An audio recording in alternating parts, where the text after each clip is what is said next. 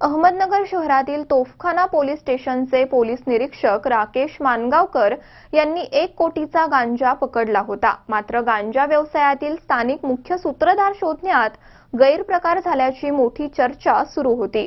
त्यामुळे पोलीस निरीक्षक राकेश मानगावकर यांना निलंबित करण्यात आले।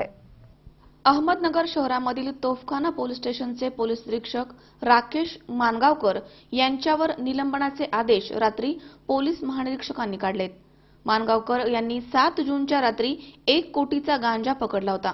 या प्रकरणी 2 महिलांसह 5 आरोपींना अटक करण्यात आली होती, तर 1 आरोपी पळून गेला होता। एवढ्या मोठ्या रकमेचा गांजा पकडूनही गांजा व्यवसायामधील स्थानिक मुख्य सूत्रधार शोधण्यात गैरप्रकार झाल्याची मोठी चर्चा सुरू होती।